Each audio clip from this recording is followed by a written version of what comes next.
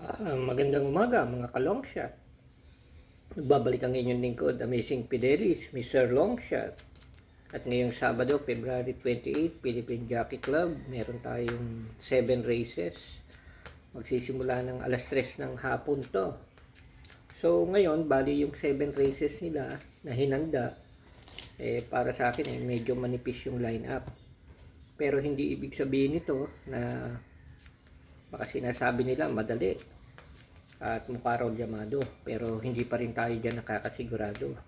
Maaring pumasok pa dyan yung mga long shots na inihanda ko.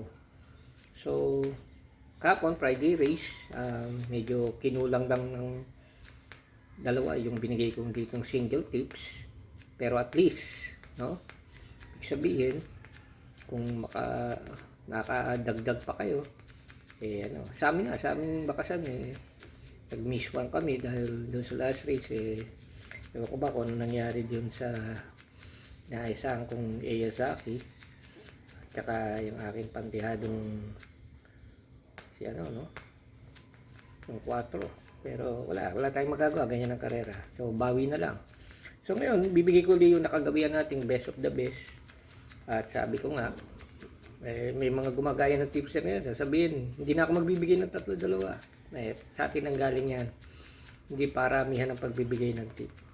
And at the same time, sa analysis, swertihan yan, hindi pagalingan. So again, bago ko magsimula, nais ko pong imbitahan kayo upang i-message ako bago mag alas 2, kasi magka-cut-off ang aming Digit Winner Take All Bakasan group chat. So i-search nyo lang po sa Facebook, Dagunan Fidelis, at i-add nyo ko pang sa ganon, i-accept ko kayo as friend, and then makapag-message tayo at isasabihin ko sa inyo how to join our Legit Winner Take All Bakasan group chat. Ngayon nga palang Saturday race, last racing day ng February, no? So sana pala rin tayo.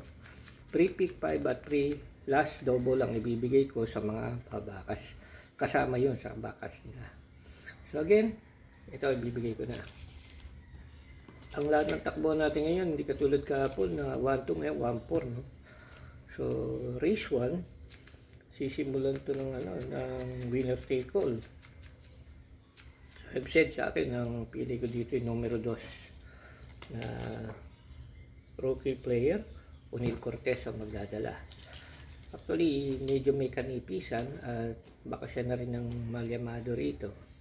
Hindi naman tayo nagbabase sa malyamado o madedeado sa binibigay ko sa inyo dito, kasi nga sabi ko, binibigay ko dito malyamado, madedeado, ano na yan, yung para sa akin best of the best na yan, na pwede natin maswerte yan. Pero sa aming Legit Winner Take All Bakasan group chat, syempre sa aming kapital meron kami nakaabang na pang-suporta para dyan kung sakali mang hindi pala rin yung ating best of the best, at maswertehan naman natin yung mga long shot again, no? So, race 1, 2, rookie player, Onel Cortez. Race 2, ito, palagay ko, medyo malagihay na may makakalaban siya sa bentahan dito, pero dito ko lalagay kay Boji Henson. Numero 7, spaghetti pababa. Pero siyempre, may nakaalala ako dyan sa aming Legit Winner Take All Bakasan group chat. Race 2 yan, no? 7, spaghetti pababa. Boji Henson. Actually, hindi siya pinalad kahapon kaya Eyazaki, pero sana makabawi ka, Boji. Race 3, kunin natin dito. Ito, magaling talaga to, yung numero 1, yung Queen Liam. Actually, dadali siya ni Michael Jesus. Wala rin nawa sana siya. And at the same time, siyempre susuportahan ko lang ng long shot kasi mahirap na baka siya mas super outstanding dito dahil medyo maganda ang huling tinakbo nitong Queen Liam na to, yung numero 1, Michael Jesus.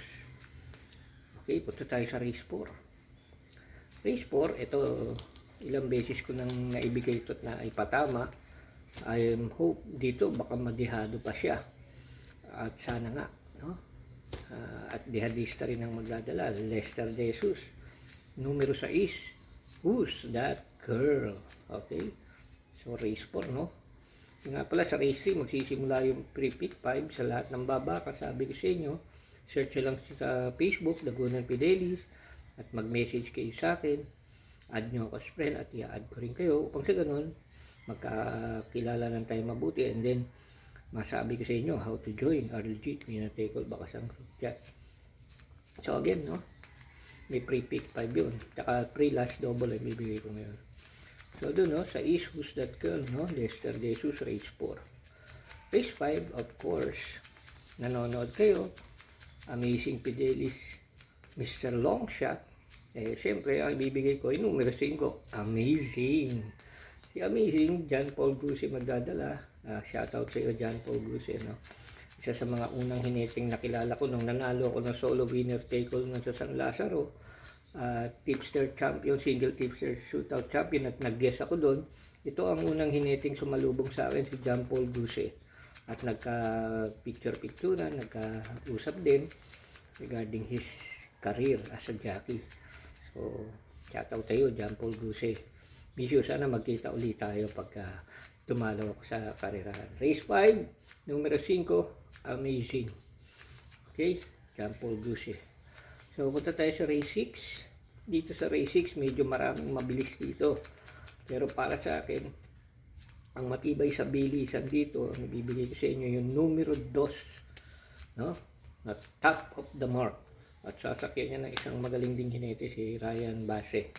So, dyan sa penultimate race na yan, hindi ko alam kung bebenta siya, pero palagay ko may makakalaban pa yan na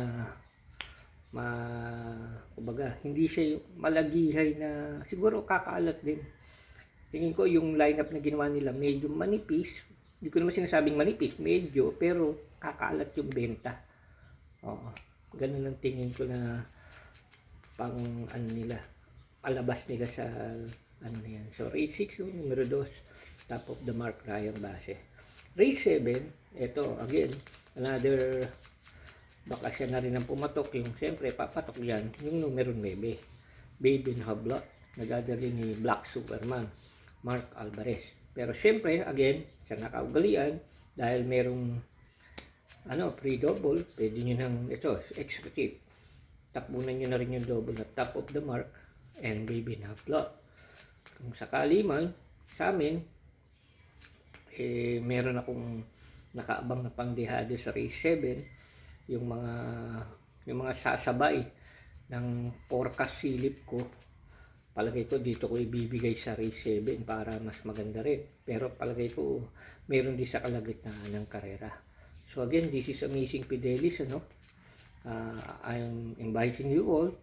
Search na sa Facebook, total nanonood na kayo. Search lang Dagunong Fidelis sa kalakang profile ko for our protection, para hindi magamit sa kalokohan. Then pag na-add nyo ako, then syempre makikita nyo na at magkakakilala na tayo, and then we can message each other para masabi sa inyo how to join our legit winner take all Bakasang group chat.